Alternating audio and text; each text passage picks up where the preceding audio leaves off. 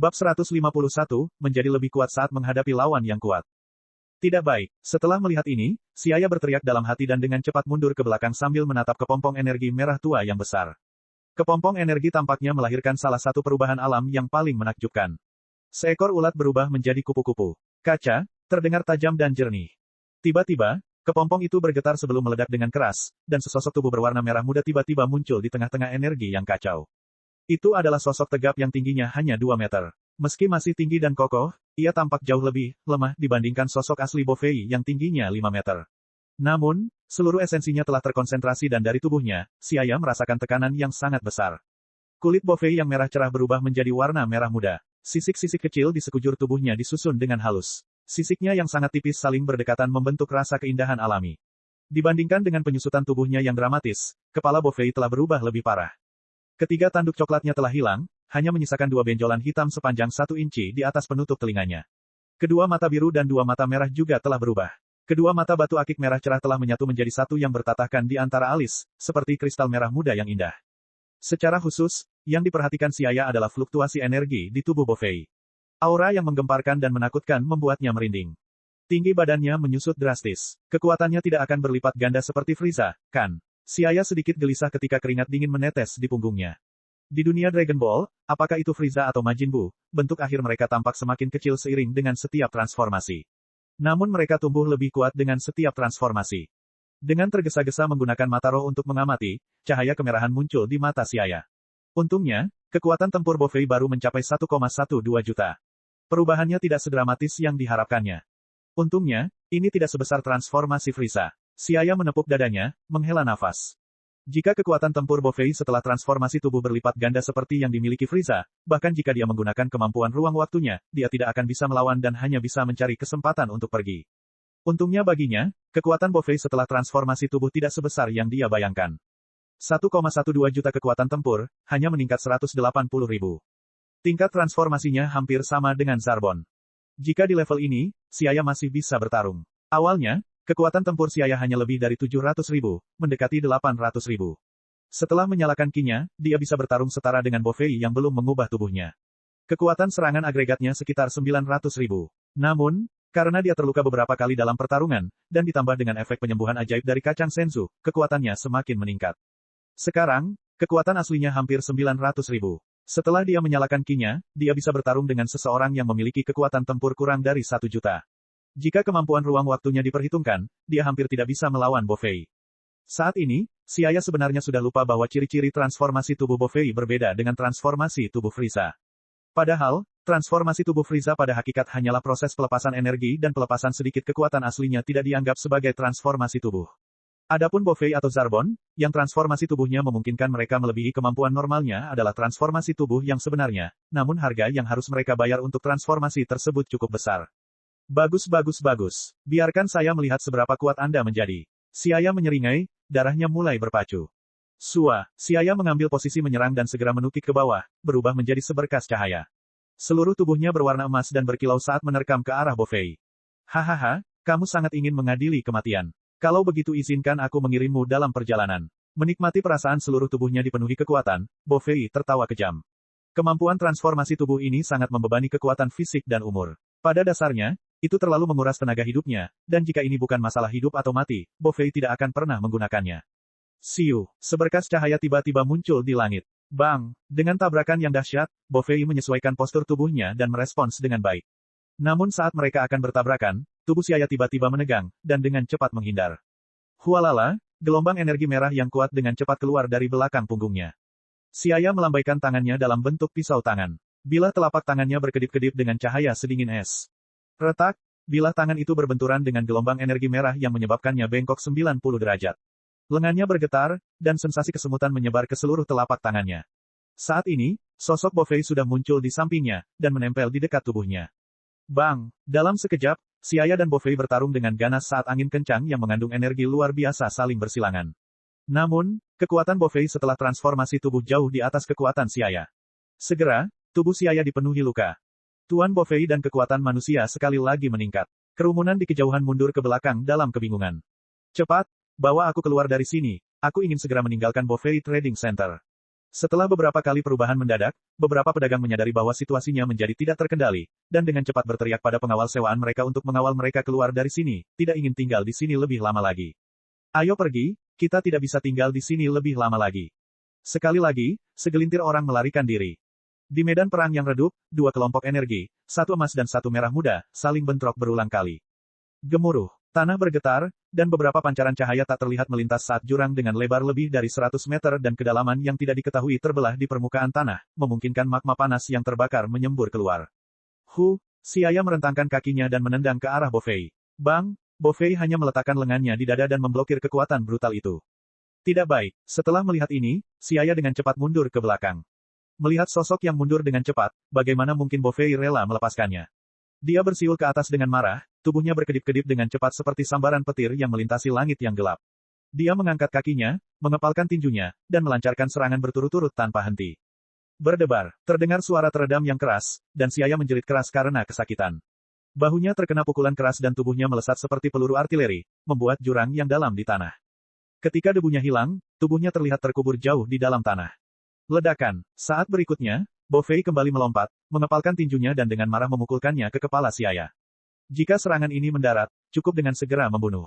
Dengan suara gemuruh yang keras, tanah itu terbuka dan sosok Xiaya tiba-tiba menghilang dari bawah tanah. Saat melihat ini, Bofei terkejut. Saat dia kehilangan fokus sesaat, sosok yang bergerak cepat langsung tiba di hadapannya yang menyerang ke arahnya dengan gelombang energi.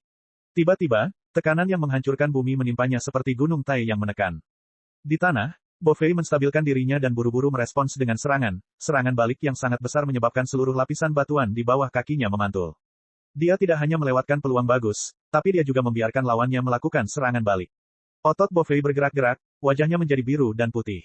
Dasar bajingan, Bofei dengan kejam mengutuk. Dia belum pernah bertemu lawan sekuat ini. Dia harus menghadapinya sesegera mungkin. Cahaya dingin melintas melalui mata kristal merah muda di dahi Bofei. Kemampuan transformasi tubuhnya memiliki batas waktu, dan beban yang ditanggungnya pada tubuhnya sangat besar. Setiap menit, dan setiap detik berarti semakin banyak menguras tenaga hidupnya. Jika dia tidak menghabisi manusia itu secepatnya, kemungkinan besar dia akan diseret hingga mati saat masih hidup. Mati. Gelombang kejut dunia bawah. Gelombang kejut berwarna merah darah melesat seperti seberkas cahaya dingin yang memiliki warna mempesona yang menawan. Di tengah jalan, itu terbagi menjadi dua berkas cahaya yang secara terpisah menuju ke arah Xiaya, satu demi satu. Gelombang kejut Netherworld ini bahkan lebih dahsyat dari gelombang kejut sebelumnya. Bahkan setelah kekuatannya terbagi menjadi dua, tidak ada sedikit pun tanda melemahnya. Terlebih lagi ketika mendekati Xiaya, kedua gelombang kejut itu terbagi lagi dan menjadi 6 gelombang yang mengelilinginya di semua sisi, memotong semua jalur mundur Xiaya. Gesekan antara udara dan energi yang kuat menghasilkan suara, zi, yang keras, mengaduk udara hingga membentuk angin puyuh yang dahsyat. Angin puyuh itu seperti naga banjir yang ganas dan ganas yang mengaum terus-menerus. Itu menyapu permukaan tanah dan langsung membelah retakan yang menakutkan. Kekuatan penghancur langit dan bumi melesat ke segala arah. Pada saat ini, bahkan langit dan bumi telah kehilangan warnanya, dan debu abu-abu yang kabur langsung menyebar. Boom! Di dataran, terjadi ledakan dahsyat di langit. Sebagian dari gaya tersebut mengalir ke bawah melalui lapisan batuan, tampaknya ingin menembus seluruh kerak bumi. Seluruh benua berguncang hebat, bahkan di belahan bumi yang jauh sekalipun, guncangan apokaliptik dapat dirasakan. Asap menyebar dan pasir kuning memenuhi langit. Angin sepoi-sepoi bertiup dengan menghasilkan suara mendengung ringan. Batuk, hampir tidak bisa menghalanginya. Dengan darah tumpah dari mulutnya, Xiaya meletakkan tangannya di depan keningnya saat dia merasakan organ dalamnya mulai rusak. Saat dia bergerak perlahan, retakan di sekujur tubuhnya dilanda rasa sakit yang merobek. Xiaya buru-buru menelan kacang senzu lagi. Bab 152, Kekacauan. Senzu bin memang layak disebut sebagai obat mujarab penyembuhan. Dalam sekejap mata, luka di tubuh Xiaya menghilang sekali lagi. Melihat manusia di hadapannya sekali lagi menjadi kuat dan bersemangat, ekspresi Bofei berubah menjadi pucat dan kemarahan di hatinya mencapai puncaknya. Bajingan, Bofei hanya bisa mengutuk dengan marah. Melawan musuh semacam ini yang dapat segera pulih sepenuhnya, dan semakin kuat semakin sering mereka bertarung, benar-benar menyebabkan kulit kepalanya terasa mati rasa. Dia tidak tahu harus berbuat apa. Kekuatan pertempuran Bofei setelah transformasinya sebenarnya jauh di atas Xiaya. Bahkan setelah menghabiskan semua kartunya, kekuatan tempur Xiaya lebih buruk daripada Bofei. Namun seiring berjalannya waktu, efek samping dari transformasi tubuhnya secara bertahap akan mulai terlihat. Kekuatan fisik, kecepatan, dan energinya perlahan-lahan melemah, sementara Xiaya tetap dalam kondisi puncaknya seiring dengan bantuan kacang senzu dan bahkan kekuatan tempurnya terus meningkat. Seolah-olah dia memperlakukan Bofei sebagai batu asa untuk mengasah kemampuannya. Jika ini terus berlanjut, Bofei mungkin tidak akan dikalahkan, tetapi akan diseret paksa oleh Xiaya. Manusia yang tidak tahu malu dan tercela. Mengepalkan tangannya, mata Bo Fei kejam seperti binatang buas. Mata di dahinya berkilauan dengan cahaya dingin saat dia menatap tajam ke arah Xiaya. Merasakan kemarahan Bo Fei, Xiaya menyeringai dan dengan sukarela mundur ke belakang, ribuan meter dari Bo Fei. Jarak yang kecil bagi mereka yang bisa melintasi ratusan ribu meter dalam sedetik tidaklah terlalu jauh, dan bisa dilintasi dalam sekejap. Angin sepoi-sepoi menyapu daratan, menimbulkan tirai debu. Dasar bocah nakal, kamu boleh bersikap sombong untuk saat ini, tapi aku akan segera membuat kamu berharap kamu mati. Mata Bo Fei jahat seperti serigala yang rakus. Matanya yang sedingin es dan berdarah tanpa emosi apapun. Seperti binatang buas yang menatap mangsanya, dia memperhatikan Xiaya dengan cermat. Bo Fei tiba-tiba berteriak keras sebelum tubuhnya menghilang. Siluetnya tidak dapat ditemukan dimanapun di darat atau di langit. Penjagaannya terjaga, mata Xiaya terus mengikuti gerakan Bo Fei. Tiba-tiba, cahaya terang melintas di matanya saat dia mengangkat tangannya dan meninju ke arah tertentu. Ledakan, pukulan yang penuh dengan kekerasan menciptakan angin puyuh yang secara menakjubkan meletus menjadi riak Qi yang tak terlihat.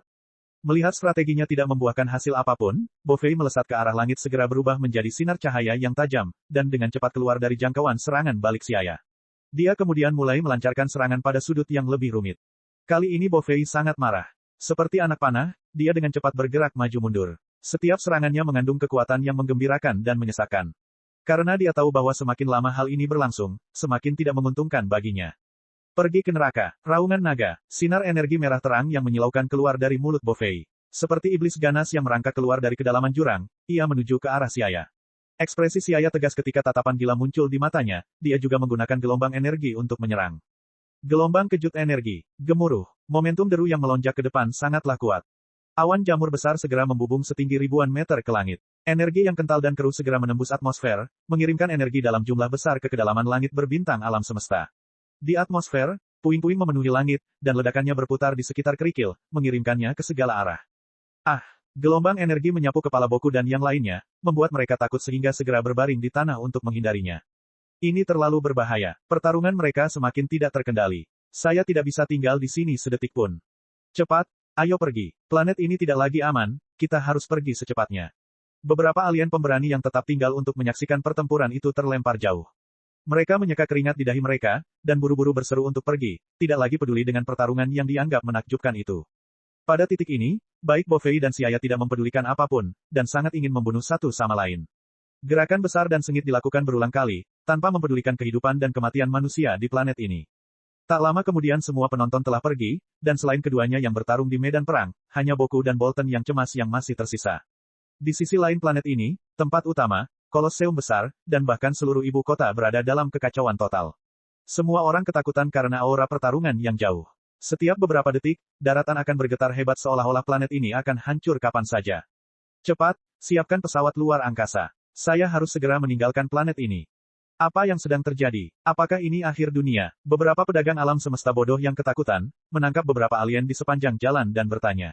Tapi saat ini semua orang bahkan tidak punya cukup waktu untuk melarikan diri, jadi bagaimana mungkin mereka masih punya waktu untuk peduli pada orang lain? Beberapa alien atau pelancong tunggal yang berada di dekat pesawat luar angkasa segera melompat dan melarikan diri secepat mungkin. Tidak ada yang tahu berapa lama planet ini bisa bertahan.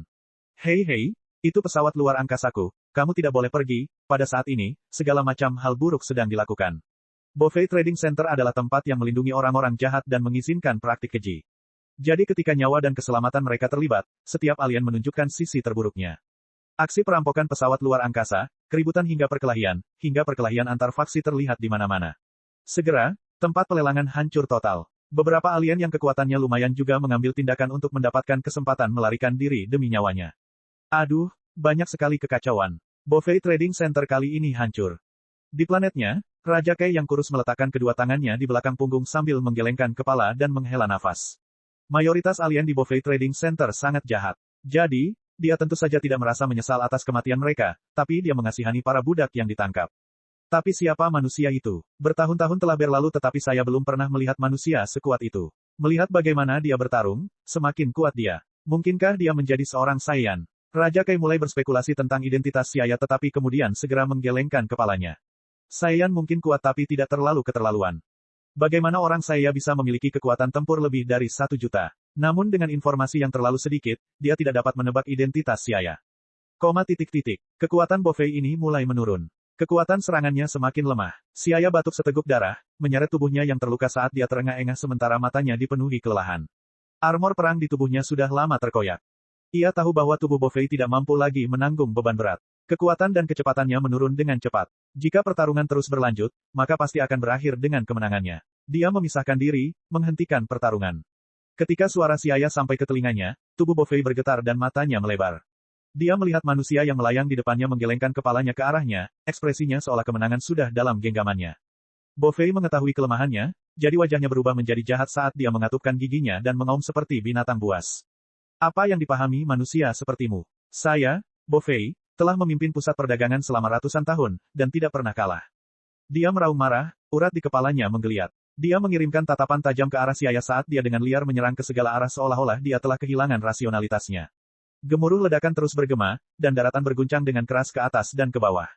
Badai yang terjadi kemudian menggulung debu dan pasir sebelum menyerbu ke segala arah. Langit dan bumi buram. Pemandangan langit berguncang dan bumi bergerak sangat besar seolah-olah ini adalah akhir dunia. Bab 153, Ledakan Mendadak. Hahaha. Bo Fei menjadi sangat balistik. Seperti binatang buas yang terperangkap dan tahu ia akan mati, dia melancarkan serangan demi serangan ke sekelilingnya. Gelombang energi dalam jumlah besar melewati pasir dan debu di udara. Di tengah badai besar, kawah besar muncul di tanah akibat ledakan. Dia kehilangan rasionalitasnya, jadi sisa pertarungan ini seharusnya mudah. Memuntahkan seteguk darah, mata Siaya bersinar seperti obor. Dia menghembuskan napas dalam-dalam seteguk ki yang keruh, lalu sosoknya dengan gesit melintas di langit, menghindari semua serangan. Tubuhnya berayun dan tiba-tiba tiba di hadapan Bo Fei. Saat ini, mata Bo Fei memerah, seluruh tubuhnya tenggelam dalam kondisi setengah gila. Siaya mengarahkan telapak tangannya ke arah Bo Fei yang bersinar dengan sinar cahaya biru kusam. Gelombang energi yang tenang namun kuat tiba-tiba terbentuk. Tidak baik, hati Bo Fei bergetar, dia sadar dan buru-buru menghindar. Tapi sudah terlambat. Bang, awan jamur besar menjulang tinggi ke langit, cahaya biru pucat menerangi cakrawala. Energi yang kuat terus menyebar ke segala arah dengan ledakan yang mengguncang dunia. Awan di langit langsung menguap, menghilang. Jika seseorang berada di luar angkasa, mereka dapat dengan jelas melihat suar besar yang muncul di planet ini.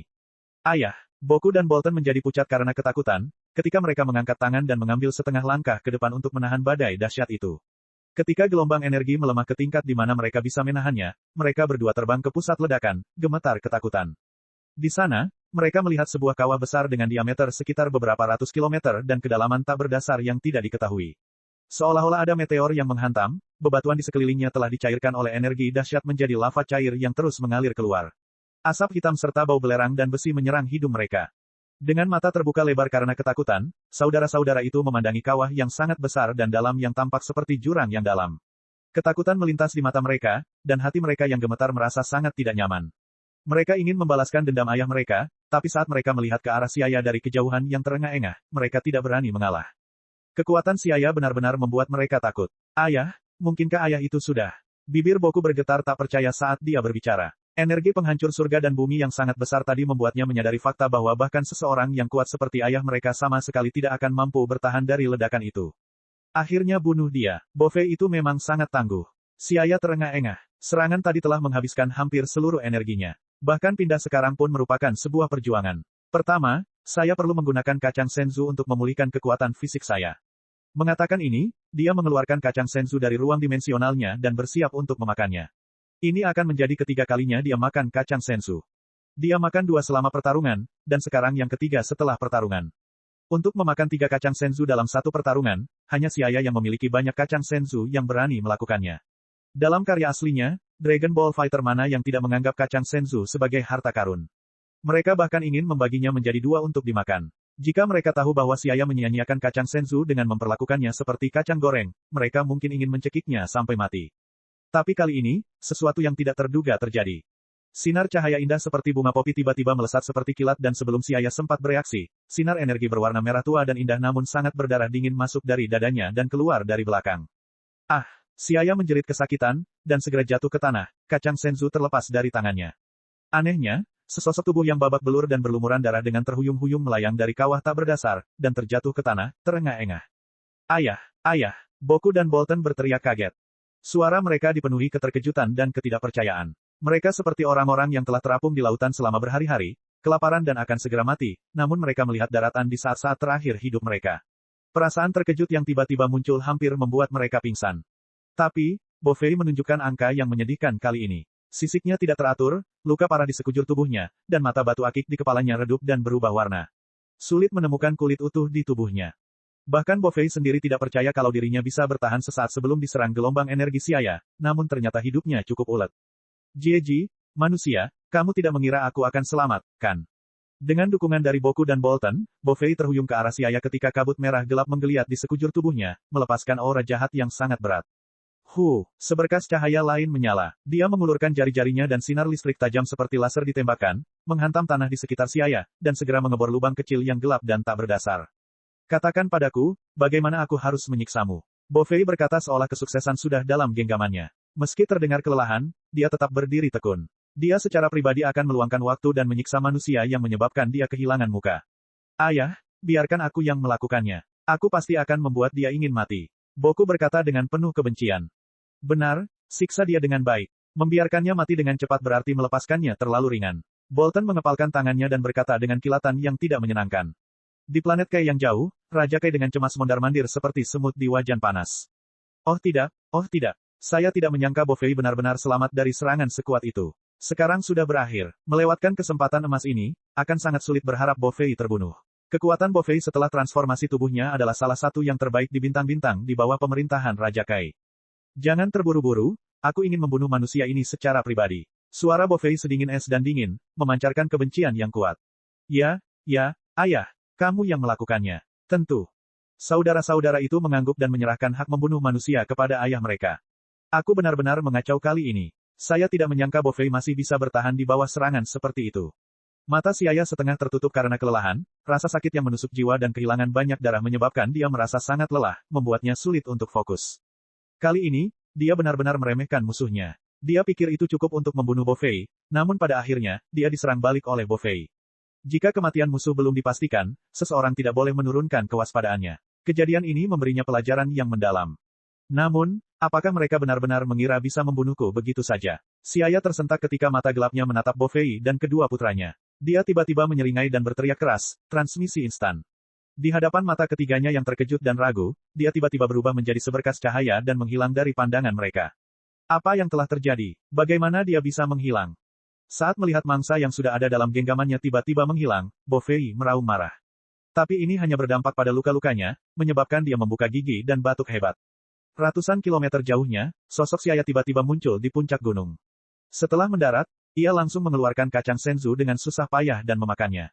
Kacang senzu pecah dan vitalitas yang kaya menyebar di mulutnya dan semua lukanya dengan cepat diperbaiki. Lubang mengerikan di dadanya menghilang dan digantikan oleh kulit baru yang putih dan lembut. Seseorang hanya belajar dari kesalahannya. Tapi kali ini terlalu berbahaya. Siaya berdiri dan menghela nafas dengan wajah muram dan tegas. Dia mencibir dan berbicara, sungguh sial kamu tidak bisa membunuhku untuk pertama kalinya. Kemudian, dia kembali lagi ke tempat Bo Fei dan putra-putranya berada. Bab 154, planet akan hancur. Melihat Siaya muncul kembali, Bo Fei akhirnya memahami apa artinya melawan lawan yang tidak pernah mati. Mata birunya berkontraksi saat dia menyadari lawannya telah sembuh total, dan tubuhnya dalam kondisi baik. Wajah Bo Fei berubah drastis saat dia berteriak keras tak percaya. Bajingan, bagaimana dia bisa pulih kembali? Suaranya bergetar, dan hatinya tidak bisa menahan rasa takut. Dia tahu bahwa dalam kondisi cederanya saat ini, dia bukanlah lawan-lawannya. Dia sudah kehilangan keinginan untuk membunuh Siaya, dan hanya ingin melarikan diri dari sini secepat mungkin untuk mempertahankan hidupnya. Ayah, kedua bersaudara itu ketakutan dan secara naluriah berteriak. Tapi Bo Fei juga tidak berdaya. Hari ini, kalian semua harus mati di sini. Suara Siaya sedingin es, tanpa emosi apapun. Itu seperti Raja Neraka menjatuhkan penghakiman, menyebabkan hati mereka menjadi dingin. Bajingan, ekspresi Bo Fei berubah saat dia berteriak dengan marah. Mengabaikan rasa sakit yang menusuk di tubuhnya, dia menembakkan sinar energi transparan berwarna merah dari telapak tangannya. Sinar energinya ramping dan transparan seperti laser yang tidak terlihat. Jika bukan karena sedikit distorsi yang disebabkan oleh gesekan antara udara dan balok, semuanya tidak akan ditemukan. Menyadari perubahan halus ini, Siaya dengan cepat menanggapinya dengan mencibir. Bang, dia mengatupkan jari-jarinya untuk membentuk bilah telapak tangan sebelum dengan paksa mengayunkannya membentuk lengkungan yang indah. Membawa aura yang luas dan suram, ia langsung menghantam pancaran energi yang melesat ke arahnya. Dengan suara gemuruh, pancaran energi Bo Fei langsung tertekuk saat bertabrakan disertai aliran anak panah padat yang meletus. Gelombang energi bersiul menyapu tanah, meninggalkan garis-garis yang dalam dan lurus di tanah yang luas. Sepanjang proses berulang kali terluka dan pulih selama pertarungan, kekuatan pertempuran Siaya terus meningkat. Seperti pisau yang tidak diasah, perlahan-lahan ia berkilau dengan cahaya dingin dari senjata ajaib setelah diasah melalui Bo Fei, batu asahan ini. Sekarang, Bovei yang terluka parah sudah jauh dari tandingan Siaya. Pergi ke neraka. Bovei meraung dengan mata galak. Tangannya berputar dan tiba-tiba mengumpulkan bola energi merah tirani yang memancarkan semburan aura jahat. Dia membakar hampir seluruh kekuatan hidupnya untuk mengumpulkannya, dan begitu dia membuangnya, kemungkinan besar seluruh planet tidak akan bertahan. Pada titik ini, Bovei sudah berhenti mempedulikannya. Hatinya penuh kehancuran, ingin menghancurkan planet ini bersama Siaya. Udaranya bergetar. Seluruh planet bergetar dan energi dingin yang menakutkan menyebar kemana-mana. Meriam penghancur dunia bawah. Mata merah biru tua Bovei dengan tajam menyapu, dan aura dingin yang dingin langsung menutup ruang di sekitarnya seperti sangkar. Dunia menjadi abu-abu seolah kehilangan warnanya, jarak ribuan meter membeku sementara ruang waktu seakan kehilangan maknanya. Saat dia melancarkan serangannya, udara yang terbakar menjadi tenang, dan bau kematian yang kental meresap ke atmosfer. Kaca, terdengar suara pecahan kaca, dan mata batu akik merah muda di tengah dahi Bovei tidak dapat menahan energi dahsyat yang terus-menerus diaduk dan hancur berkeping-keping. Di langit, Siaya melihat pemandangan ini dan hanya mengguncang tubuhnya, mengurangi niat membunuh di mata gelapnya. Dia kemudian mengatupkan giginya dan mulai mengumpulkan semua ki di tubuhnya menjadi bola energi raksasa. Pukulan pemecah ruang waktu. Sinar petir biru sedingin es terjalin dengan jumlah energi yang menakjubkan, dan melesat ke depan. Cahaya yang indah dan menyilaukan membumbung di langit seperti naga es yang menyapu aura dahsyat dan sinar listrik yang mengguncang bumi. Ledakan. Naga surgawi biru es kuno yang kuat langsung bertabrakan dengan meriam penghancur dunia bawah yang menakutkan, dan langsung meledak dengan suara keras yang menggema dari langit dan bumi. Gemuruh. Gemuruh. Untuk waktu yang singkat, langit tampak kembali ke kekacauan kabur sebelum langit dan bumi diciptakan, sementara matahari menjadi gelap. Planet itu sendiri mulai bergetar hebat, dan energi biru es yang sangat besar yang dikelilingi oleh busur listrik biru tua yang menggelitik segera membanjiri aura Netherworld Destruction Cannon. Berdebar, di bawah aura tinju, ruang waktu hancur, dan menelan seluruh meriam penghancur dunia bawah. Tidak, dengan tangisan yang menyayat hati, Bovei hanya bisa menampilkan ekspresi keengganan yang terdistorsi di wajahnya saat dia ditelan oleh energi yang menghancurkan dan hiruk-pikuk. Di bawah guntur besar dan ledakan petir yang menakutkan, tubuhnya terjepit, terkoyak, dan dengan cepat hancur menjadi bubuk. Ayah, ayah, dua jeritan mengerikan lainnya bisa terdengar, saat Boku dan Bolton juga ditelan oleh energi mengamuk, dan juga berubah menjadi bubuk dengan perlawanan apapun. Oh sial, saya menggunakan terlalu banyak kekuatan, planet ini juga akan hancur. Setelah menelan ketiganya, energi penghancur ruang waktu tidak berhenti dan terus mengalir menuju inti planet. Dengan suara kaca, inti planet tertembus, dan energi mengamuk keluar dari sisi lain planet. Bintang utama Bovei Trading Center akan segera hancur. Huala, ketika inti planet hancur, sinar cahaya yang menyilaukan mulai muncul di seluruh planet ketika lempeng tektonik utama menjadi tidak stabil sehingga menyebabkan angin topan, tsunami, dan badai besar menyerbu masuk. Di tengah gulungan guntur dan kilat, lempeng tektonik terkoyak oleh kekuatan yang luar biasa dan dengan cepat hancur menjadi beberapa bagian. Planet ini mulai memasuki hitungan mundur menuju kehancuran. Para alien yang masih berada di bintang utama yang tidak dapat melarikan diri tepat waktu menjadi panik. Mereka bahkan tidak tahu bahwa penguasa mereka telah meninggal sebelum mereka. Mereka hanya bisa menyaksikan tanpa daya saat lahar yang terbakar semakin mendekat sebelum menelannya. Apa yang sedang terjadi? Panas sekali. Selamatkan aku. Tolong, seseorang selamatkan aku. Menangis dan menjerit-jerit seperti orang gila, semua orang dengan panik berusaha melarikan diri. Pesawat ruang angkasa kecil mencoba melarikan diri sebelum planet ini hancur. Untuk sesaat, banyak berkas cahaya terang yang terjalin di langit berbintang, dengan cepat melesat ke langit berbintang yang luas. Aku juga harus pergi secepat mungkin. Siaya menatap kawah dalam yang terbakar itu, dan perasaan mati rasa melanda hatinya. Kekuatan destruktif dari ledakan sebuah planet tidak bisa dianggap enteng, jadi dia bersiap untuk pergi menggunakan transmisi instan tanpa penundaan. Ketika tiba-tiba, dia merasakan sekelompok aura lemah berkumpul. Hanya ada satu kemungkinan aura lemah muncul di bintang utama Bovei Trading Center. Siaya segera berteleportasi dan melihat budak wanita yang dikurung dengan wajah penuh keputusasaan. Ini adalah budak-budak yang dilelang, tetapi tidak sempat diserahkan. Karena planet ini akan segera hancur, para pembeli tidak mempunyai kemewahan untuk mengkhawatirkan mereka, dan sibuk mencoba melarikan diri sendiri. Lupakan saja, karena aku sudah melihatmu, aku akan menghemat waktumu dalam perjalanan. Dengan cepat mengambil keputusan, Siaya berjalan di depan mereka dan berbicara dengan bantuan alat penerjemahnya, semua orang saling berpegangan tangan, saya akan membawamu pergi. Para budak perempuan yang dilanda kepanikan gagal memahami alasannya dan menggunakan tangan mereka untuk menutupi tubuh mereka yang berapi-api dengan pakaian yang jarang. Tepat ketika Siaya merasakan sakit kepala datang, mereka akhirnya bereaksi dan buru-buru bergumam beberapa saat sebelum bergandengan tangan satu sama lain. Bagus, benar. Siaya tersenyum sebelum meluncurkan transmisi instan. Mereka berteleportasi keluar dari bintang utama dan tiba di salah satu dari dua planet lain di Bovei Trading Center. Namun, dia masih merasa itu tidak aman, jadi dia memindahkan mereka ke tempat yang lebih jauh. Gemuruh. Suara keras yang teredam bergema di seluruh langit berbintang, dan planet besar itu berubah menjadi debu alam semesta di tengah ledakan besar yang menggelegar.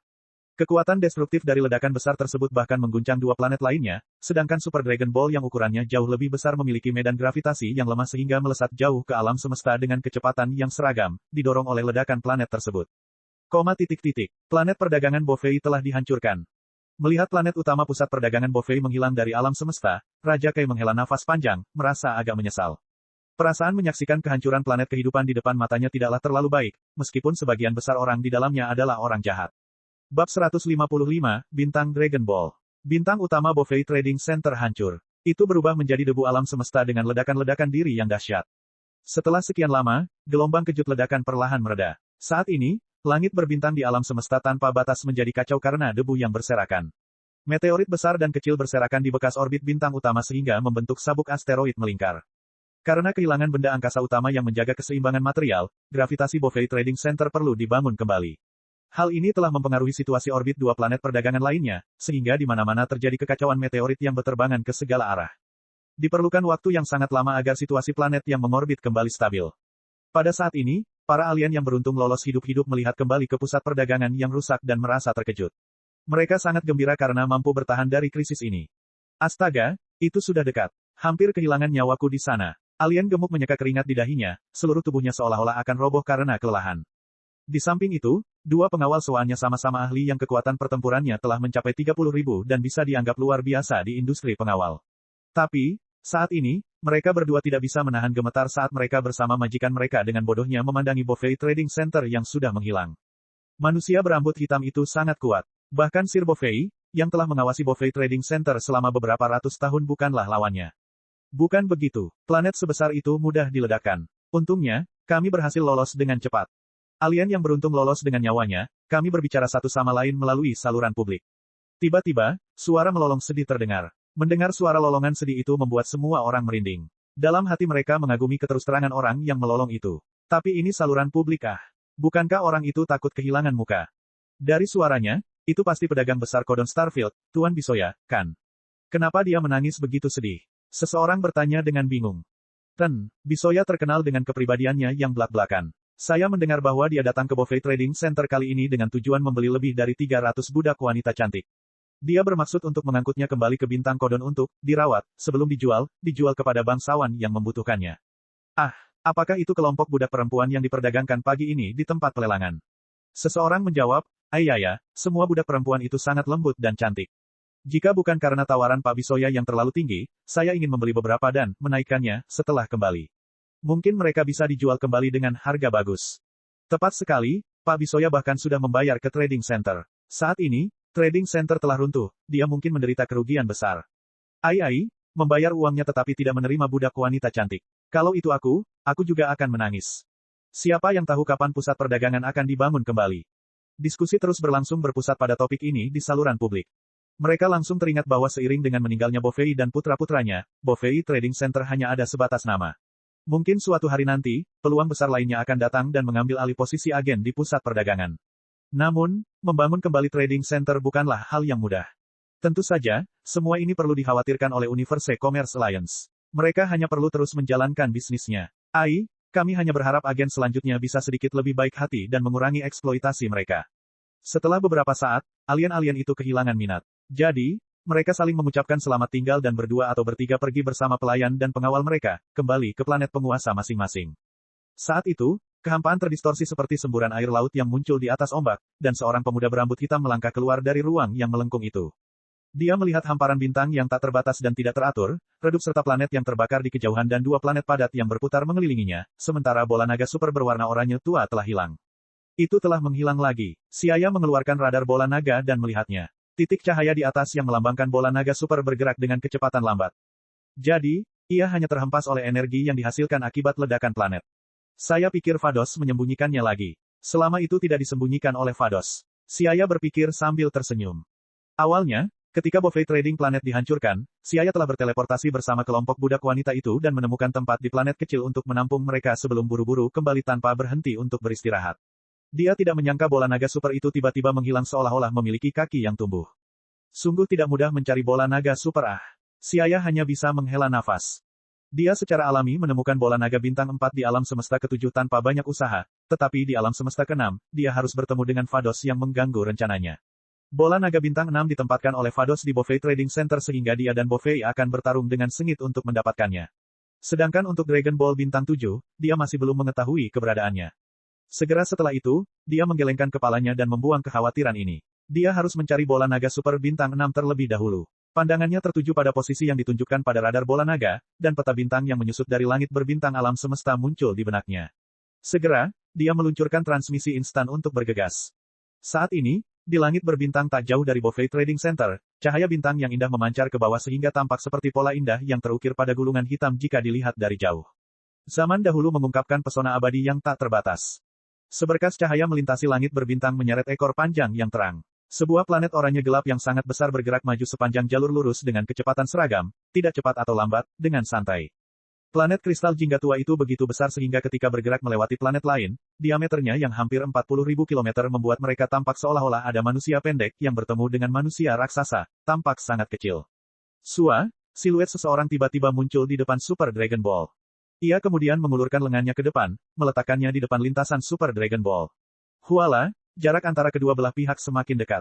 Permukaan halus Super Dragon Ball berangsur-angsur menjadi tanah datar yang luas. Super Dragon Ball berukuran puluhan kali lipat bumi. Menghalangi di depannya, tampak seperti belalang sembah sedang mencoba menghentikan kereta. Namun selanjutnya, sesuatu yang ajaib terjadi. Dengan suara teredam pelan, riak tak terlihat memancar keluar, dan bola naga super itu benar-benar berhenti. Akhirnya dapat bola naga super ini. Selanjutnya, saya harus memindahkannya. Siaya menganggukkan kepalanya sambil menyentuh permukaan bola naga super itu. Dia menutup matanya dan mulai meluncurkan transmisi instan. Karena ukuran bola naga super yang sangat besar, dia harus benar-benar membungkus kemampuan ruang waktu di sekitarnya saat meluncurkan transmisi instan dan ini mengharuskan seluruh bola naga super diam. Selain itu, keseluruhan proses teleportasi membutuhkan waktu sekitar 10 menit. Saat Siaya terus menanamkan kinya, garis-garis kristal seperti jaring mulai menutupi seluruh permukaan bola naga. Lambat laun, garis-garis yang berkilau dan tembus cahaya menjadi semakin terkonsentrasi, dan pekerjaan persiapan pun selesai. Super Dragon Ball sedikit mulai bergetar. Transmisi instan. Setelah teriakan kerasnya, Siaya menghilang bersama bola naga super. Detik berikutnya, dia muncul di medan bintang lain yang sangat jauh di mana bola naga super lainnya berada. Saat dua bola naga super berkumpul, mereka segera meledak menjadi kilatan emas terang bersama dengan suara mendengung rendah, weng-weng, seperti dua sinyal pelangi yang terus berkedip. Nah, hanya ada satu bola naga super terakhir yang tersisa, tapi aku tidak tahu di mana Vados menyembunyikannya. Saat dia memikirkan bagaimana dia belum mendapat kabar tentang bola naga super terakhir, alis Siaya berkerut. Hanya ketika ketujuh bola naga dikumpulkan bersama barulah mereka menampilkan peran mereka, jika tidak ada, 6 lainnya hanya akan menjadi hiasan. Vados itu tidak sengaja tidak mengizinkanku mendapatkan bola naga ketujuh, kan? Tidak, menurut perkataannya sebelumnya, dia hanya akan menaikkan tingkat kesulitan dalam mencari bola naga, jadi kecil kemungkinannya dia melakukan itu. Siaya merenung dalam hati. Malaikat seperti Vados dan Whis, mereka selalu menjaga sikap netral apapun yang terjadi di alam semesta, bahkan jika alam semesta akan hancur. Jika tidak diperintahkan oleh dewa penghancur atau dewa tingkat yang lebih tinggi, mereka hanya akan melihat tanpa mengangkat satu jari pun. Jadi, dia tidak punya alasan untuk mencegahnya mendapatkan bola naga super. Tampaknya Vados takut dewa penghancur campa akan mengetahui bahwa dia membiarkannya mengambil bola naga super dan menyalahkannya setelahnya. Jadi, dia secara simbolis meningkatkan tingkat kesulitannya. Tapi, Siaya tertawa getir karena tingkat kesulitan simbolis Vados telah menimbulkan gangguan yang terlalu besar baginya. Lupakan saja, mari kita cari petunjuk lainnya. Saya telah mengumpulkan 6 bola naga super dan pastinya tidak akan kekurangan yang terakhir. Memikirkan hal itu, Siaya kembali menggunakan transmisi instan untuk pergi dan kembali ke planet kecil tempat dia menetap para budak wanita yang dia selamatkan dari Bovei Trading Center, dia juga tidak bisa meninggalkan mereka begitu saja di sana. Di sisi lain, planet dewa penghancuran yang misterius. Pohon ilahi yang sangat besar menjulang tinggi dan membentang di seluruh planet dewa penghancuran. Di samping danau, ombak biru bergelombang, dan rerumputan hijau lembut bergelombang dengan bebas dan ringan seperti riak di permukaan air. Vados sedang duduk di tanah saat rambut abu-abu keperakannya yang indah dan indah berkibar tertiup angin sepoi-sepoi, bergoyang mengikuti angin. Jubah dewa hijaunya menempel di lekuk tubuhnya yang montok dan anggun, menunjukkan keindahan lain. Selama ini, senyuman terlihat di wajah tenang Vados saat matanya yang cerah menyaksikan pemandangan di bola kristal di atas tongkat kerajaan. Anak dari alam semesta ketujuh ini tampaknya adalah seorang Saiyan, dan dia mengetahui begitu banyak keterampilan, tapi sayang sekali keterampilan itu hanya mencolok tanpa substansi, jika tidak, dia tidak akan membutuhkan waktu lama untuk menguasainya, berurusan dengan Bovei yang sepele. Dia masih perlu menenangkan diri. Vados tersenyum ringan, hanya dengan melihatnya sekilas, dia telah sepenuhnya melihat kekuatan Siaya. Meskipun Siaya tidak terlalu banyak menggunakan kemampuan ruang waktunya. Dengan seberapa berpengalamannya Vados, dia bisa memahami situasi Siaya sepenuhnya. Bab 156, Bumi Lain. Demikian pula yang memperhatikan Siaya adalah galaksi Bima Sakti, Raja Kai. Hanya ketika dia melihat Siaya menggerakkan bola naga bintang 6, dia tahu bahwa ada planet kristal misterius di dunia. Jadi tujuan manusia adalah planet misterius berwarna oranye gelap itu. Jika saya bisa menemukan planet serupa, mungkin saya bisa meminta manusia itu untuk membantu saya. Tunggu, kata-kata Raja Kai yang berkulit hijau tiba-tiba berhenti, lalu dia mencari-cari di wilayahnya. Dia sepertinya pernah melihat planet serupa. Setelah mencari beberapa saat, dia berhenti di halaman yang berbeda ketika antena di kepalanya tiba-tiba bergetar. Oh, ketemu. Ini mirip dengan planet kristal yang tiba-tiba muncul 2 bulan lalu di Bovei Trading Center. Tapi, sepertinya akan sulit mendapatkannya. Raja Kai menatap halaman rumput di depannya. Pikirannya diproyeksikan ke bintang tertentu dalam yurisdiksinya. Medan bintang itu agak unik, dan orang biasa tidak akan memiliki kemampuan untuk memasukinya. Lupakan saja, mungkin menggunakan informasi ini untuk membuat kesepakatan dengan manusia itu tidaklah buruk. Di planet kecil yang sangat jauh dari Bovei Trading Planet, sumber daya di sini langka, dan hanya cocok bagi manusia untuk hidup dalam waktu singkat. Di tengah desiran angin dingin, ratusan budak wanita berpakaian jarang gemetar dan berkerumun untuk mendapatkan kehangatan. Setelah melalui serangkaian hal buruk seperti ditangkap, dirampok, dijual, dilelang dan lain sebagainya, meski mereka sudah diselamatkan oleh Siaya, keadaan pikiran mereka masih panik dan ketakutan. Putri Lafuli, ini, dingin. Beberapa gadis lemah tidak tahan dengan hawa dingin yang parah, suara mereka agak bergetar. Tunggu sebentar, pria pemberani yang menyelamatkan kita akan segera kembali. Putri bernama Lafuli itu membuka mulutnya dan membuat semua orang berkumpul untuk melakukan pemanasan. Dia tidak menyadari bahwa tubuhnya sendiri gemetar. Planet kecil itu tandus, dan bahkan kayu untuk menyalakan api pun tidak dapat ditemukan. Putri, kampung halaman kita telah direbut oleh musuh, dan setiap orang kita yang belum terbunuh diubah menjadi budak. Apa yang harus kita lakukan di masa depan? Seorang gadis dengan sosok berapi-api menitikkan air mata saat dia meminta gadis itu ke sisinya. Lafuli terkejut sesaat sebelum dia mengepalkan tangan kecil gadis itu dan berkata, "Jangan khawatir, Sier. Orang pemberani yang menyelamatkan kita pasti tidak akan meninggalkan kita." Mengatakan bahwa dia memikirkan rakyatnya yang masih menderita, dan kabut mulai muncul di mata indahnya secara perlahan. Namun, tak lama kemudian Putri Lafuli kembali menguatkan dirinya dan menghapus air mata dari sudut matanya untuk menghibur semua orang. Budak wanita ini berasal dari planet indah bernama Bintang Pohon Ilahi dan semuanya lahir dari Pohon Ilahi Dewi Ibu. Telinga gadis-gadis ini lancip seperti elf. Karena semua gadis dalam perlombaan memiliki sosok yang seksi dan menarik, setelah kampung halaman mereka direbut, mereka ditangkap dan dijual sebagai barang dagangan. Di antara mereka, Lafuli dan gadis-gadis lain dalam kelompok tersebut dibawa ke Bovei Trading Center untuk dilelang. Untungnya, Siaya menyelamatkan mereka pada saat planet ini hancur. Putri, siapakah pria pemberani itu? Dia bahkan tidak menggunakan pesawat luar angkasa untuk membawa kita keluar dari planet Bovei. Setelah gadis-gadis itu sedikit tenang, mereka mulai berdiskusi. Pasti Ibu Dewi yang mengirimnya untuk menyelamatkan kita. Pria pemberani itu adalah manusia, tapi dia mirip dengan kita. Beberapa gadis melepaskan suasana hatinya sambil terus mengobrol. Baiklah semuanya, diamlah. Di sini sangat dingin. Tubuhmu tidak akan mampu menahan tenaga seperti itu. Melihat semua orang menjadi semakin hiper, mereka semakin banyak berbicara. Lafuli mau tidak mau mengatakan sesuatu. Lafuli memiliki status tertinggi di antara orang-orang yang hadir di tempat kejadian karena ia dilahirkan dari buah tempat tertinggi pada Dewi Ibu. Begitu dia membuka mulutnya, semua gadis menjadi diam. Mereka semua berkerumun dan menantikan kemunculan Siaya. Setelah sekian lama, seberkas cahaya terang muncul entah dari mana, dan sosok Siaya muncul di depan gadis-gadis ini. Tuan pemberani, Tuan, Anda akhirnya kembali. Suara-suara yang tajam dan menyenangkan terdengar. Karena dia memiliki alat terjemahan untuk menerjemahkan, Siaya memahami bahasa gadis-gadis ini dan segera mengangguk ke arah mereka. Saat ini dia melihat pakaian tipis di tubuh gadis itu serta sedikit gemetar di tubuh mereka. Siaya menepuk kepalanya, mengetahui kesalahannya. Lingkungan dingin di sini mungkin tidak berarti apa-apa bagi seorang Saiyan, tapi agak brutal bagi gadis-gadis bertubuh lembut dan lemah ini. Iya, gadis-gadis ini kurus. Dia menghela nafas. Bagaimanapun, dia tidak dapat menemukan keberadaan bola naga super terakhir untuk sementara waktu. Jadi, dia berniat menjadi orang baik sampai akhir. Sebelum menemukan tempat untuk menetap dan mengkonsolidasikan kekuatannya, dia juga harus mencari tempat tinggal bagi gadis-gadis ini. Namun, Siaya tidak mengetahui terlalu banyak tempat di alam semesta 6 kecuali beberapa planet. Jadi, wajahnya berkerut beberapa saat dia berdiri di sana. Ya, Tuan, Putri Lafuli berbicara dengan suara rendah. Melihat Siaya mengerutkan kening, Lafuli dan gadis-gadis lain langsung menjadi gugup, mengira perilaku mereka telah membuat Siaya tidak bahagia. Melihat Lafuli dan yang lainnya bertingkah seperti burung yang terkejut, Siaya tercengang sesaat sebelum dia tertawa, "Jangan takut. Aku bukannya tidak puas denganmu. Saya hanya memikirkan planet mana yang harus saya tuju." Setelah mendengarkan perkataan Siaya, Lafuli dan yang lainnya menghela nafas lega seolah-olah mereka telah meletakkan batu besar. Setelah melalui segala macam penderitaan, saraf mereka menjadi sangat lemah dan mudah terpengaruh bahkan oleh gemerisik dedaunan di dunia luar. Benar, alam semesta 6 juga seharusnya memiliki bumi, bagaimana kalau aku tinggal di sana dulu sebentar? Sebuah cahaya muncul di benaknya, dan Siaya ingat bahwa alam semesta 6 juga memiliki bumi. Tapi, dia tidak tahu apakah sudah hancur atau belum. Bagaimana kalau saya pergi ke sana dulu untuk melihatnya? Ayo, semuanya pegang tanganmu, aku akan membawamu keluar dari sini ke tempat bernama bumi. Siaya berbicara selembut mungkin. Mendengar hal tersebut, senyuman cerah langsung muncul di wajah cantik Lafuli dan lainnya.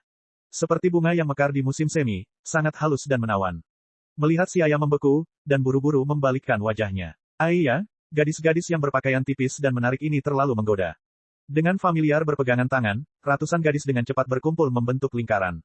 Siaya mengangguk dan segera meluncurkan transmisi instan, mengubahnya menjadi seberkas cahaya, melintasi jarak jauh.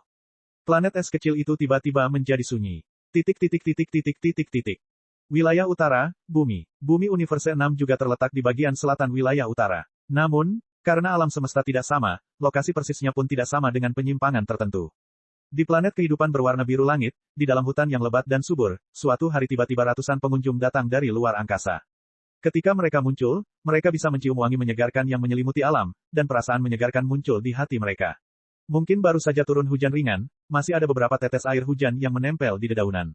Angin bertiup, dan air hujan menetes dari dedaunan ke tanah yang di bawah sinar matahari memancarkan warna-warna cerah dan indah.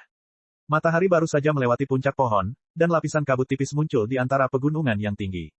Tuan Siaya, apakah ini bumi? Itu begitu indah. Suara tawa para gadis terdengar, kata-kata mereka mengandung kegembiraan. Perasaan terbungkus dalam alam membuat Lafuli dan yang lainnya sangat senang.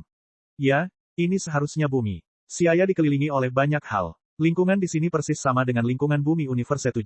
Jadi, itu pasti bumi. Kalian semua tunggu dulu di sini. Aku akan pergi dan mengambilkan pakaian untukmu. Siaya memandang mereka dan berkata, gadis-gadis ini berpakaian jarang. Itu berbahaya bagi moral masyarakat. Pertama-tama aku harus membawakan mereka pakaian. Kami mengganggu Anda, Tuan Siaya. Suara Lafuli penuh rasa terima kasih. Siaya melihat sekilas ke arah mereka dan kemudian langsung menghilang di depan mata mereka.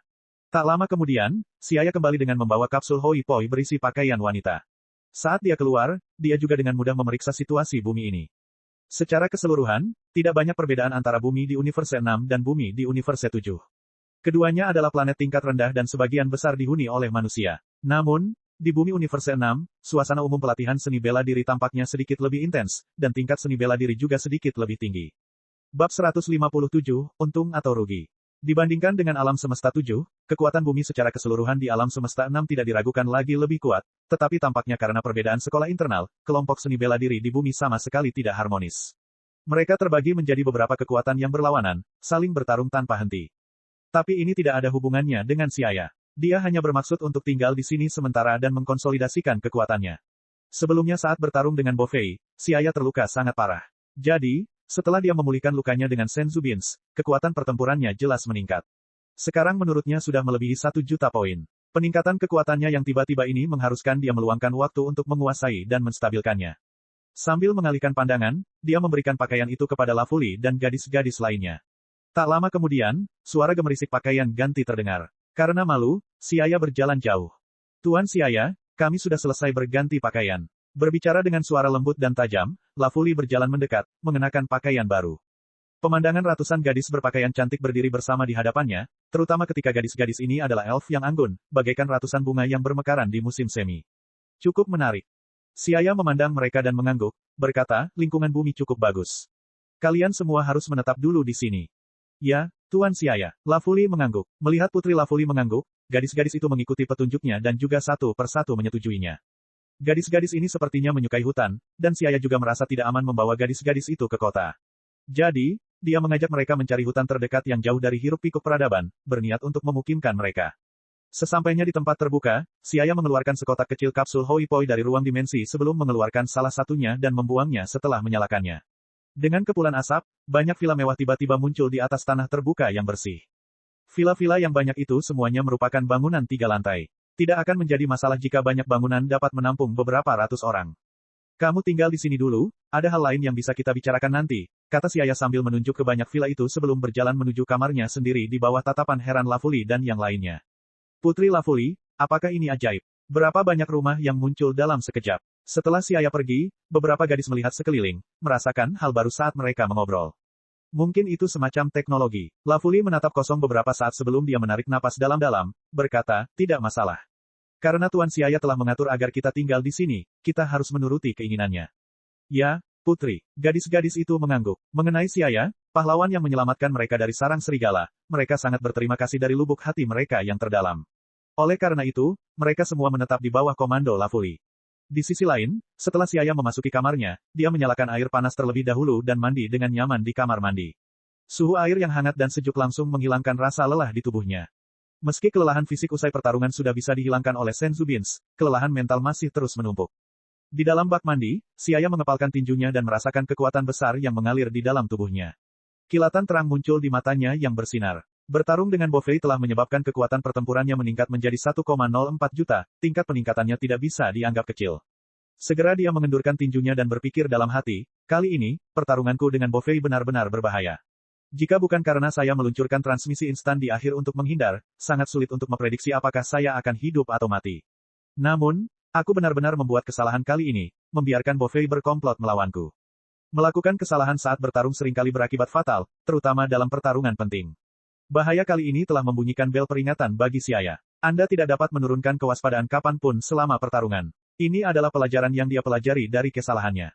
Saya mengambil 3 kacang senzu selama pertarungan, tetapi hanya kacang senzu pertama yang membuat kekuatan pertempuran saya meningkat pesat sementara 2 kali yang terakhir sepertinya hanya memulihkan kekuatan fisik dan energi saya tanpa meningkatkan kekuatan saya. Siaya dengan hati-hati merangkumnya. Konstitusi Saiyan sedemikian rupa sehingga kekuatan mereka dapat meningkat pesat setelah mengalami luka parah yang hampir mematikan. Namun hal ini jelas membutuhkan akumulasi sebelumnya. Efek dari cedera mendekati kematian lebih seperti membuka dan menutup saklar yang menstimulasi semua potensi yang terakumulasi sebelumnya, daripada menerobos tanpa henti.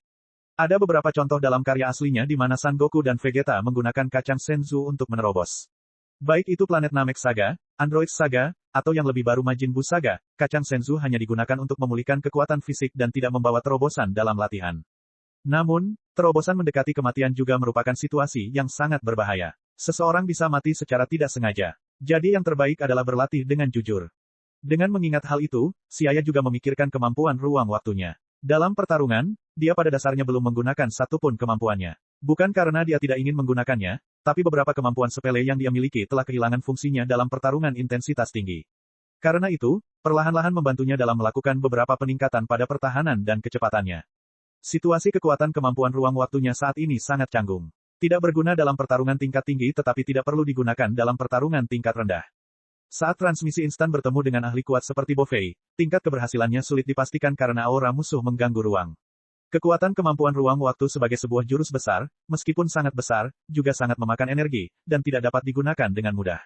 Dan masalah ini sepertinya tidak bisa diselesaikan dengan menggunakan kacang senzu. Setelah gerakan seperti Space Suckles dan Spaghetti Freeze digunakan, ahli seperti Bovei secara alami dapat dengan mudah ditangani. Namun, karena konsumsi energi terlalu besar untuk gerakan seperti itu, tidak ada gunanya menggunakannya saat berhadapan dengan Bovei. Terlebih lagi, jika kebetulan, situasi muncul di mana musuh mampu melepaskan diri dari kemampuan ruang waktu seperti yang terakhir kali terjadi saat bertarung dengan Kuler, luka akibat serangan baliknya akan terlalu parah. Sepertinya seseorang hanya bisa mengandalkan kekuatan kerasnya sendiri ketika pertarungan dan kemampuannya hanya digunakan sebagai pendukung. Hanya dengan cara inilah seseorang dapat tumbuh dengan mantap. Siaya hanya bisa menghela nafas. Sisa hari-harinya, Siaya berlatih sambil tinggal di daerah pegunungan yang jauh dari pemukiman manusia. 4 bulan berlalu dengan cepat. Selama periode 4 bulan ini, Siaya bermeditasi setiap hari dan secara bertahap menggabungkan dan menguasai peningkatan kekuatan di dalam tubuhnya. 1 juta kekuatan tempur, tidak bisa dikatakan terlalu banyak atau terlalu sedikit. Butuh waktu dan kesabaran untuk benar-benar menguasainya, dan Siaya adalah orang yang harus mencapai kesempurnaan dan sangat serius dalam berlatih. Di waktu luangnya, dia dengan tenang fokus meneliti penggunaan setiap teknik, seperti Energy Wave. Bagaimana cara mengerahkan kekuatan terbesar? Bagaimana cara menggunakannya untuk menghasilkan konsumsi sendiri paling sedikit? Inilah beberapa hal yang perlu direnungkan berulang kali. Sama seperti ketika orang dahulu menciptakan bubuk mesiu. Dari rasio kasar di awal hingga rasio bubuk mesiu hitam di kemudian hari dan rasio bahan peledak intensitas tinggi, manakah yang tidak diteliti secara cermat? Tentu saja, siapa yang memiliki harta tetap, ia memiliki ketekunan. Hanya setelah dia memiliki dasar yang kuat, dia akan mampu melakukan penelitian dengan sabar. Namun dia membutuhkan pengetahuan yang mendalam untuk memanfaatkan landasan itu sepenuhnya. Mengatakannya secara kecil-kecilan adalah keterampilan dan mengatakannya secara besar-besaran adalah seni bela diri. Demikian pula, setelah beberapa bulan berlalu, Luffy dan gadis-gadis lain dari Divine Tree Star juga akhirnya keluar dari bayang-bayang di hati mereka. Kehidupan mereka di bumi berangsur-angsur menjadi ceria, dan perlahan senyuman di wajah mereka semakin bertambah. Suatu hari, Luffy mengambil kacang senzu kering dan kecil dari si ayah dan memeriksanya. Dia meletakkannya di samping bibirnya, gigi putih mutiaranya menggigitnya dengan ringan, dan vitalitas alami yang melimpah menyebar ke dalam mulutnya. Bagaimana menurutmu? Apakah kamu mempelajari sesuatu? Si ayah berjalan mendekat dan melihat Luffy sedang melamun dengan kacang senzu di mulutnya, bertanya. Tuan si ayah, Luffy buru-buru berdiri. Katakan padaku apa pendapatmu. Si ayah melambaikan tangannya padanya. Dia juga penasaran apakah gadis elf alami ini telah mempelajari sesuatu. Rona merah yang indah muncul di wajah Luffy saat dia berbicara. Kacang senzu ini sepertinya telah dimatangkan dengan metode khusus. Ia tidak tumbuh secara alami, dan sepertinya mengandung zat aneh, sehingga memiliki efek ajaib dalam menyembuhkan dan menghilangkan rasa sakit. Hanya saja efek tersebut ada harganya, kata Luffy yakin. Si ayah mengangguk. Tidak ada sesuatu pun yang bisa diperoleh tanpa harga. Kacang senzu ditanam menggunakan air ultra ilahi, dan air ultra ilahi adalah air obat yang sangat beracun yang sangat berbahaya selain potensi pengembangannya. Lanjutkan, memberi isyarat agar Luffy terus berbicara, si ayah sedikit mengangguk ke arahnya. Saat kacang senzu menyembuhkan luka, sebenarnya ia mengonsumsi sebagian potensi tubuh yang diubah menjadi kekuatan alami untuk penyembuhan. Hal ini pasti akan menyebabkan peningkatan kekuatan melambat untuk jangka waktu tertentu setelah kacang senzu digunakan, kata Luffy dengan pasti. Karena elf alami lahir dari buah pohon ilahi, dia sangat sensitif terhadap efek kacang senzu. Dan karena orang Saiyan seperti Sir Siaya pada dasarnya memiliki potensi yang besar, meskipun mengonsumsi kacang senzu setelah cedera serius akan menghabiskan sebagian dari potensi mereka, hal ini masih dapat meningkatkan kekuatan mereka secara signifikan, tetapi akan membutuhkan waktu yang lama untuk terakumulasi.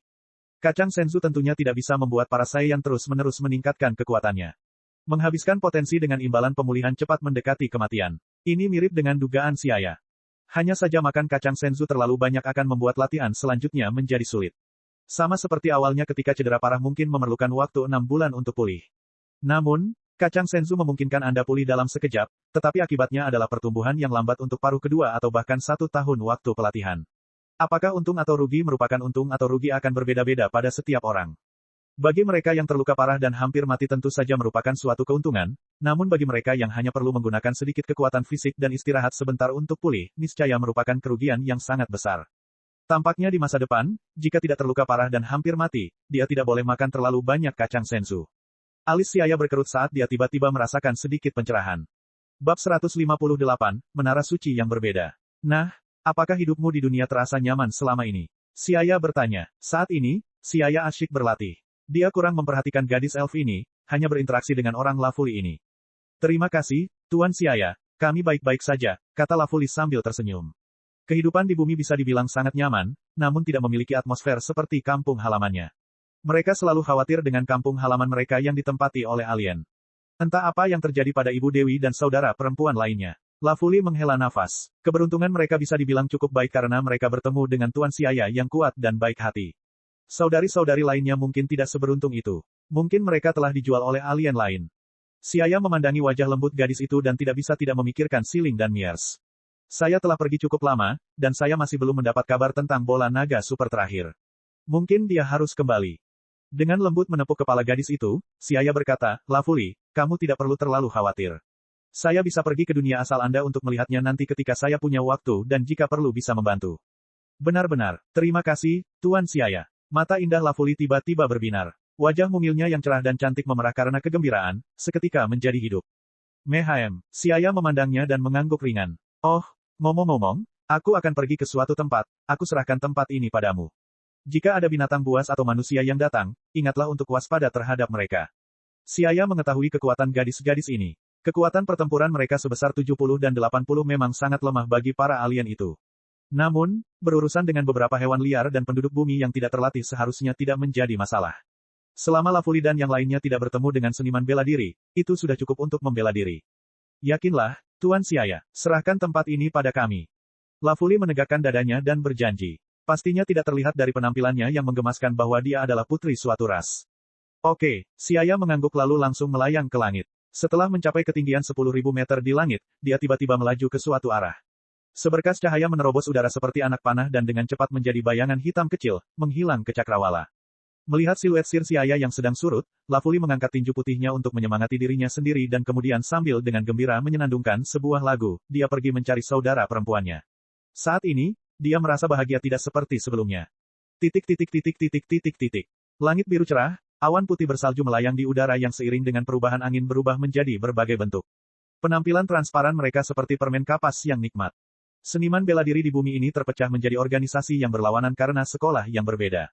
Dibandingkan dengan bumi di Universe 7, meskipun sedikit lebih kuat, namun lebih praktis dan kurang alami. Tidak heran jika penduduk bumi di alam semesta 6 punah di masa depan karena perang. Siaya berpikir dalam hati sambil terbang. Angin sepoi-sepoi bertiup melewati kerahnya, menghasilkan suara gemerisik. Beberapa helai rambut tipis yang tertiup di samping telinganya berkibar tertiup angin sejuk. Pakaian latihan putih barunya membentuk garis lurus karena hembusan angin. Yah, menara Korin mungkin berada di arah ini karena ada beberapa aura kuat di arah ini. Apakah ada juga menara Korin dan pengamatan di bumi ini? Siaya berpikir dalam hati, langsung mempercepat kecepatannya. Kilatan cepat tiba-tiba meledak dan seperti anak panah tiba-tiba melesat melintasi langit. Setelah sekilas pandang, sosok Siaya muncul ratusan kilometer jauhnya dalam sekejap mata. Itu adalah gletser kutub utara yang tertutup salju putih cemerlang. Uap air dingin bercampur angin dingin yang menusuk membuat segalanya tampak dingin. Ada bongkahan es yang menggantung di antara gunung, sungai, dan hutan. Pandangannya seluruhnya tertutup es seputih salju. Di bawah cahaya matahari, sepertinya dia memasuki dunia es dan salju dalam dongeng anak-anak. Ini sangat berbeda dengan tanah suci Korin. Di bumi Universe 7, tanah suci Korin terletak di dataran hutan luas di belahan bumi utara, sedangkan tempat ini jelas merupakan daratan es di kutub utara.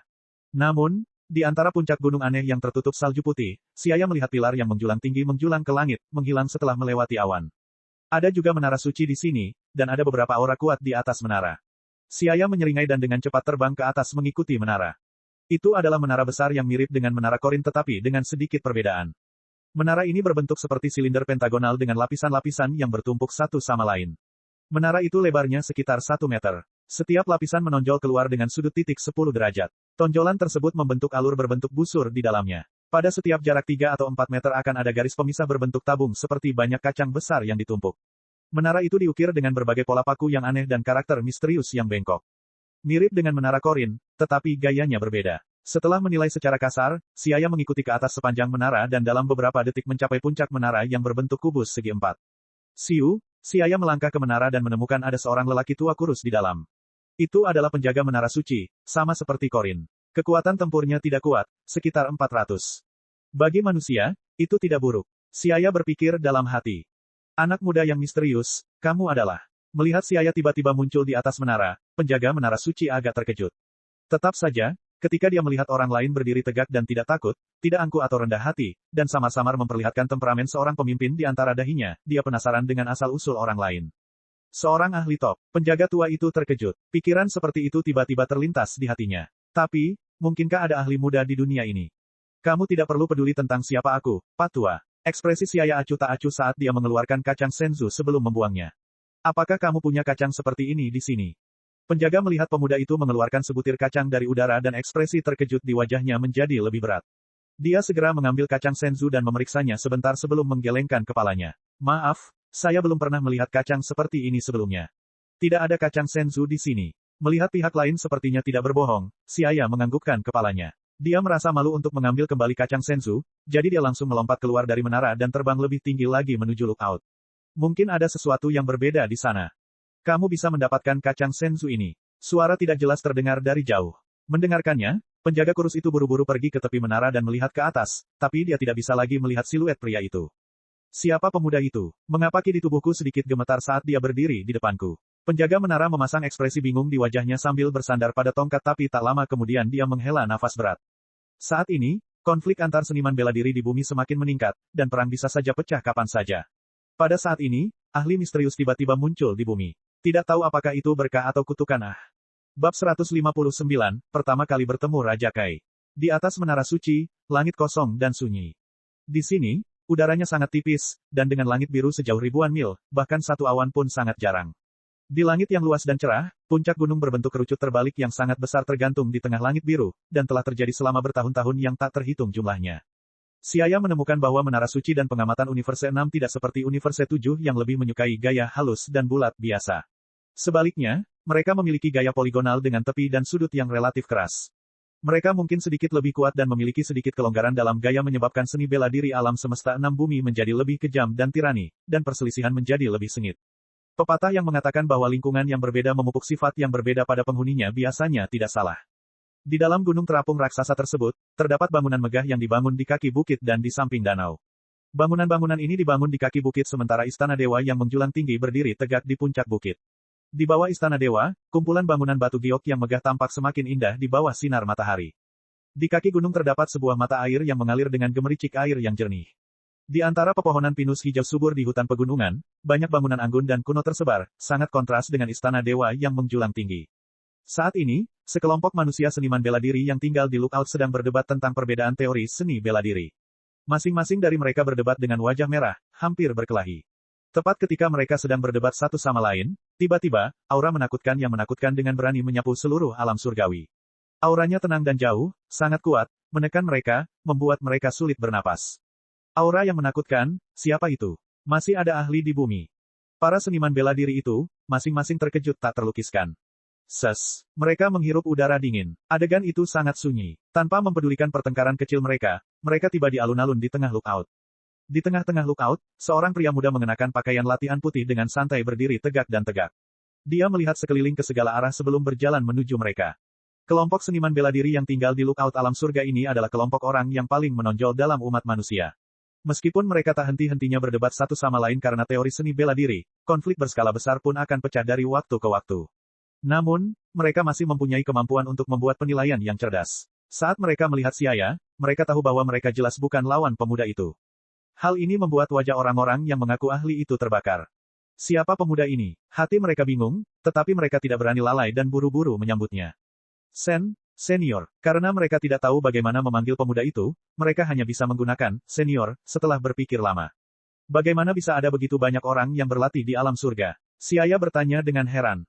Awas, tempat yang menyucikan hati dan mengurangi hasrat seperti ini seharusnya tidak memiliki banyak orang. Sama seperti Lookout of Universe 7 di mana selain Pak Popo dan kami, biasanya jarang ada ahli bela diri yang naik ke sana. Namun, ada begitu banyak orang yang tinggal di sini sehingga tampak seperti kota kecil.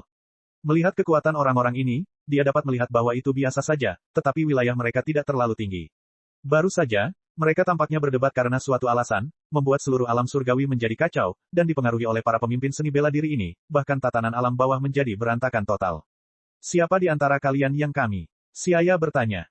Kami, para seniman bela diri manusia semuanya menatap kosong untuk beberapa saat, dan saling memandang sebelum bertanya, apa itu kami? Kamu bahkan tidak mengenal kami. Bagaimana kamu datang ke sini untuk berlatih? Siaya berbicara dengan heran. Salah satu dari mereka melangkah maju dan berkata, kota di udara ini secara tidak sengaja ditemukan beberapa ratus tahun yang lalu oleh seniman bela diri generasi tua saat berlatih. Kemudian melihat lingkungan di sini indah dan bermanfaat untuk pelatihan, satu demi satu ahli datang ke sini untuk tinggal. Kami tidak tahu siapa yang membangun tempat ini, mungkin yang disebut kami itulah yang disebutkan senior. Bahkan warisan kami telah terputus. Siaya sangat terkejut, langsung mengangguk. Dia bahkan sudah kehilangan minat pada tempat ini. Orang-orang dengan 6 atau 700 kekuatan tempur ini tidak memiliki bimbingan kami. Tidak mengherankan jika mereka hanya melatih kekuatan mereka sendiri dan bukan alamnya. Dalam berkreasi selalu merasakan ada yang kurang. Dibandingkan dengan bumi Universe 7, seniman bela diri manusia di sini terkontaminasi dengan aura yang lebih sekuler. Tempat suci macam apa alam surga itu, bisakah sembarang orang datang ke sini dengan santai? Di alam semesta 7, jika seseorang ingin naik ke alam surga dan menerima petunjuk kami, yang mana salah satunya tidak menonjol, dan telah melewati ujian berlapis-lapis untuk mendapatkan izin korin. Terlebih lagi, tidak pernah ada seniman bela diri yang tinggal di Lookout untuk waktu yang lama. Berbeda dengan di sini yang sudah menjadi kota kecil. Lupakan saja, aku harus kembali. Siaya awalnya ingin melihat tempat ajaib seperti apa menara suci dan alam surgawi Universe 6 itu. Sekarang, tampaknya tempat itu telah sepenuhnya berubah menjadi tempat sekuler. Melihat Siaya berbalik dan pergi, para seniman bela diri yang tinggal di alam surga saling memandang, tetapi mereka tidak pergi dan menghentikannya, bahkan merasa lega karena dia pergi. Ada baiknya pemuda ini pergi. Jika dia tetap tinggal, siapa yang tahu apakah dia memutuskan untuk menjadi pemilik alam surgawi. Siaya terbang menuruni alam surga. Dia merasa putus asa ketika bergegas kembali ketika dia mendengar para seniman bela diri itu bertengkar. Seni bela diri di bumi ini agak mengecewakannya. Meski kuat, ia sudah tersesat. Umat manusia yang ambisius dan agresif ini cepat atau lambat akan hancur di tangan mereka. Saat Siaya hendak kembali ke hutan tempat dia tinggal sementara, sebuah suara yang dalam tiba-tiba terdengar di telinganya. Pakar manusia yang misterius, dengarkan kata-kataku. Siapa? Siaya berhenti dan bertanya dengan ekspresi ragu. Saya Raja Kai yang bertanggung jawab atas seluruh wilayah utara. Saat ini, saya berbicara kepada Anda melalui pikiran. Suara itu terus berbicara. Kai Utara. Nama ini terlintas di benak Siaya seperti kilatan petir. Tampaknya keberadaannya akhirnya diketahui oleh Raja Kai. Oleh karena itu, dia menjadi tenang dan tenang ketika dia bertanya. Saya bertanya-tanya mengapa Raja Kai mencari saya. Sebagai Kai yang menguasai seperempat galaksi, status Kai Utara bisa dikatakan menyendiri dan terpencil, dan mirip dengan kami, orang tidak memiliki kesempatan untuk bertemu Raja Kai sepanjang hidupnya. Siaya tidak percaya Raja Kai akan berbicara dengannya tanpa alasan apapun. Hehe, anak muda, aku mulai memperhatikanmu sejak kamu bertarung dengan Bo Fei. Setelah mengamati, saya menemukan bahwa Anda bukanlah orang jahat. Saya memiliki informasi yang Anda butuhkan dan ingin membuat kesepakatan dengan Anda. Anda tahu kemampuan transmisi instan planet Feyado. Mengapa Anda tidak melakukan perjalanan ke planet Raja Kai ini? Kami kemudian akan berbicara dengan baik. Kai Utara mengeluarkan undangan ke Siaya. Planet Feyado. Siaya terkejut dengan planet asing ini, tetapi dia segera mengerti bahwa ini seharusnya tempat yang mirip dengan planet Yardrat. Bagaimanapun, Kai Utara mengatakan bahwa dia memiliki informasi yang saya butuhkan. Apakah ini keberadaan bola naga super terakhir? Benar atau tidak, Siaya berniat melihat planet Raja Kai. Oke, aku akan segera datang. Setelah selesai berbicara dengan Raja Kai, Siaya mulai mencari lokasi planet Kai, dan tak lama kemudian ia mengunci posisi Raja Kai. Kemudian dengan transmisi instan, dia langsung bergerak. Pada saat yang sama, di dimensi yang lebih tinggi terhubung dengan dunia bawah. Di langit biru tak berujung, awan kemasan mengambang seperti lautan kemasan, mengambang santai bersama ombak halus. Planet Kai Utara dikelilingi oleh awan emas ini. Lingkungannya dipenuhi dengan suasana yang tenteram dan sakral. Raja Kai mengakhiri pembicaraannya dengan Siaya dan menunggu dengan tenang. Sekitar beberapa detik kemudian, dia melihat kilatan cahaya cemerlang berkelap-kelip di planet Raja Kai, setelah itu dia melihat sosok Siaya muncul di hadapannya. Sangat cepat, Raja Kai terkejut. Dia awalnya mengira akan memakan waktu cukup lama untuk meluncurkan transmisi instan planet Beyado. Dia tidak menyangka akan secepat itu. Siaya muncul di planet Raja Kai dan segera merasakan tarikan gravitasi alam yang sangat besar pada tubuhnya. Tubuhnya sedikit bergetar tetapi sangat cepat, langkah kakinya stabil tanpa sedikit pun stagnasi. 30x gravitasi. Inilah gravitasi planet Raja Kai. Gravitasi kecil ini tidak membebani dirinya sama sekali. Sama seperti San Goku di karya aslinya yang mampu menahan gravitasi 100x setelah mencapai 90.000 battle power. Saat ini, Siaya yang memiliki lebih dari 1 juta kekuatan pertempuran dapat dengan mudah menahan gravitasi 500x. Mengangkat topik ini, ruang pelatihan gravitasi 500x yang dibangun oleh orang Veidaya telah kehilangan kegunaannya bagi Siaya saat ini. Sekarang, jika dia ingin berlatih, buatlah mesin gravitasi yang jauh lebih besar atau cari planet dengan gravitasi super di alam semesta. Bagi Siaya, yang memegang peta bintang alam semesta, jelas bahwa opsi kedua lebih memungkinkan. Bab 160, Air Mancur Awet Muda. Dengan cepat beradaptasi dengan gravitasi planet Raja Kai, Siaya segera menyadari bahwa diameter planet ini hampir 5 km. Itu ditutupi oleh rumput hijau subur yang lembut, dan ada barisan semak lebat di kedua sisi jalan biru. Dibandingkan dengan planet Kai Utara di alam semesta 7, ia jauh lebih besar. Ini adalah ukuran yang seharusnya dimiliki Raja Kai untuk planet ilahi miliknya. Planet ilahi Universe 7 Kai Utara terlalu kecil. Itu adalah hasil dari kehancuran oleh Dewa Penghancur Virus. Dikatakan bahwa Kai Utara juga pernah memiliki planet dewa yang luas. Anak muda, selamat datang di planetku. Suara dalam Universe 6 Kai Utara bisa terdengar.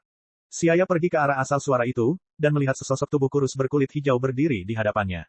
Dia mengenakan pakaian dewa berwarna hijau. Dia memiliki 2 antena di atas kepalanya. Ini adalah antena yang digunakan Raja Kai untuk mengawasi situasi wilayah di bawah yurisdiksinya.